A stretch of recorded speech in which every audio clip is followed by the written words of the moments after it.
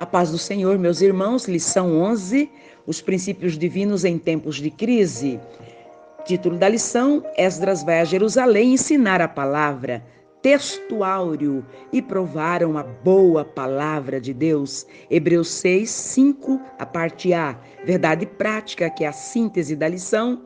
A palavra de Deus é semelhante a uma afiada espada, é poderosa e penetrante. Leitura bíblica em classe, Esdras capítulo 8, do versículo 1 ao versículo de número 12. Na introdução, meus irmãos, nós conseguimos detectar a preocupação dos persas com os povos conquistados. Diferente dos babilônios, os persas eram mais clementes. E Esdras, então, é enviado para organizar o culto judaico, assim como Zorobabel foi enviado para reconstruir o templo e Neemias para fazer a reconstrução dos muros. Primeiro tópico, meus irmãos, com seus 3 subtópicos. Artaxerxes envia Esdras. Número 1, os judeus sob o domínio dos persas.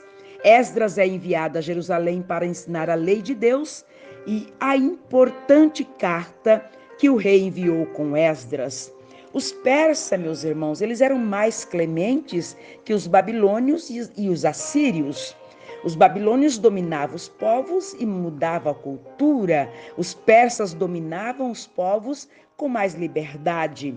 O rei Artaxerxes, ele fica impressionado com o conhecimento que Esdras possuía da lei do Deus de Israel. Porque além de Esdras ser sacerdote, Esdras também era escriba. Então o rei Artaxerxes decide enviá-lo a Jerusalém para saber como estava a situação espiritual do povo, para realizar uma investigação em Jerusalém com respeito à lei de Deus. Esdras 7, versículo 14. Que coisa gloriosa! Um rei pagão, meus irmãos, enxergar as qualidades de Esdras como estudioso da Torá. E, acima de tudo, como alguém capaz para fazer uma investigação correta, pautada no livro do Deus de Israel. Então o rei Artaxerxes envia Esdras com uma carta até Jerusalém.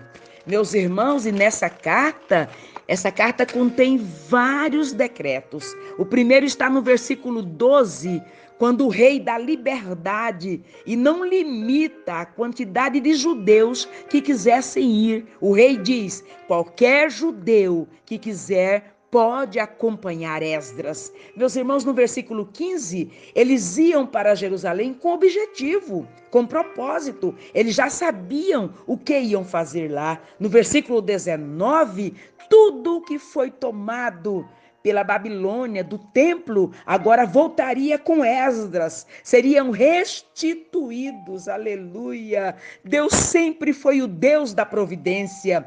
Toda a despesa, meus irmãos, seria paga pelo tesouro do rei Artaxerxes. E aqui entendemos que quando Deus nos envia, Ele também provê o nosso sustento. Porque Deus é o mesmo, descansa. Se Deus enviou, não vai faltar nada.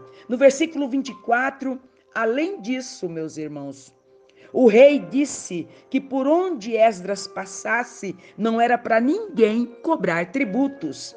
No versículo 25, o rei deu a Esdras a liberdade para nomear pessoas para o ajudar. E aqui compreendemos, irmãos, que sozinhos nós não conseguimos fazer a obra. Precisamos da ajuda de pessoas competentes, responsáveis para a obra ir avante. E aqui nós louvamos a Deus por ter inspirado o rei Artaxerxes a fazer isso. Segundo tópico, Esdras ensina a palavra ao povo. Número 1, Esdras sai da Babilônia e vai a Jerusalém. Número 2, o encontro de Esdras com Neemias. Número 3, Esdras ensina a palavra ao povo. E número 4, o ensino foi maravilhoso. Esdras, meus irmãos, ele sai de Babilônia e ele vai para Jerusalém. E essa viagem leva aproximadamente 150 dias para chegar. Ele recusa a escolta militar oferecida pelo rei, sabendo que a segurança dele estava em Deus. O mesmo Deus que envia, irmãos, é o mesmo Deus que cuida, é o mesmo Deus que protege. Ao chegar em Jerusalém, Esdras então encontra com Neemias, que até então era o líder espiritual dos judeus. Quando Esdras chega, Neemias passa a responsabilidade para ele, porque ele tinha a habilidade para ensinar. Meus irmãos, isso é lindo, isso é extraordinário. Cada um de nós temos um chamado, uma habilidade própria dada por Deus. Não haverá discussões e nem brigas se cada um de nós fazermos aquilo que Deus nos deu para fazer.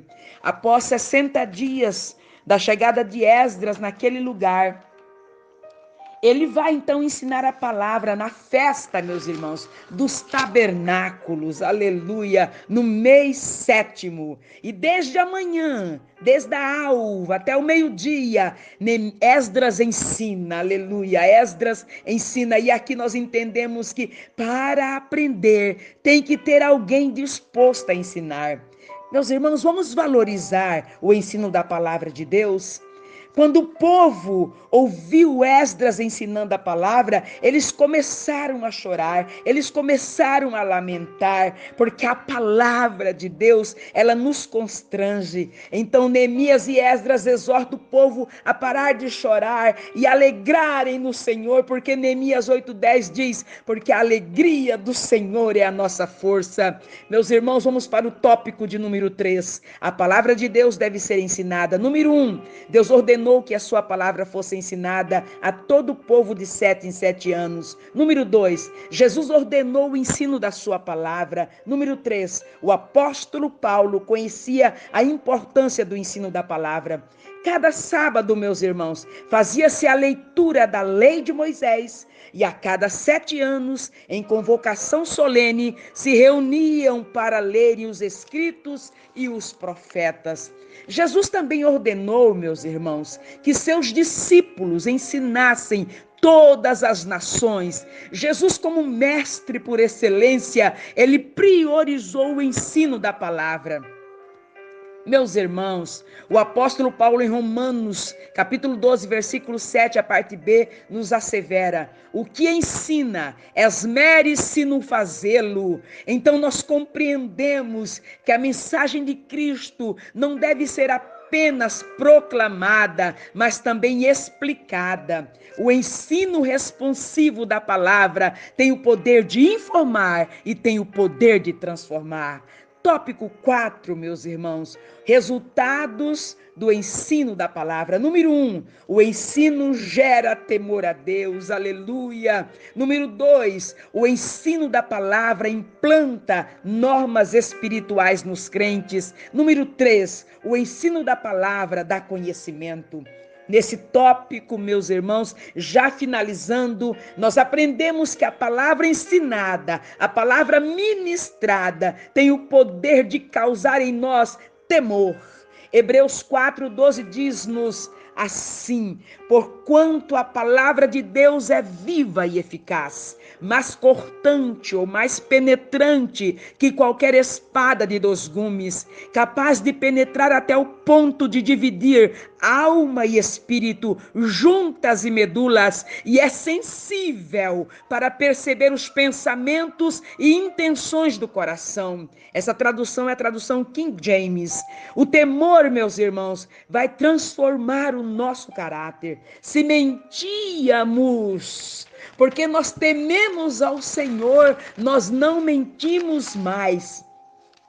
Se furtávamos, porque tememos o Senhor, não furtaremos mais. Aleluia, glória a Deus. Se somos praticantes da palavra, com toda certeza, todas as áreas da nossa vida será tocada e profundamente mudada, porque além de gerar temor, a palavra de Deus, meus irmãos, gera transformação, estabelecendo para as nossas vidas normas espirituais. E por último, a palavra nos dá conhecimento, e pelo conhecimento nós podemos saber como agradar o nosso Deus, porque o conhecimento, meus irmãos, nos traz claridade. João 8,32 diz-nos: e conhecereis a verdade, e a verdade vos libertará. Em 1 Timóteo capítulo 2, versículo 4 nos diz: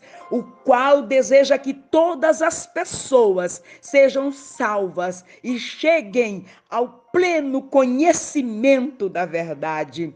O salmista, meus irmãos, ele deixa-nos um conselho no Salmo 119:11. Escondi a tua palavra no meu coração para não pecar contra ti.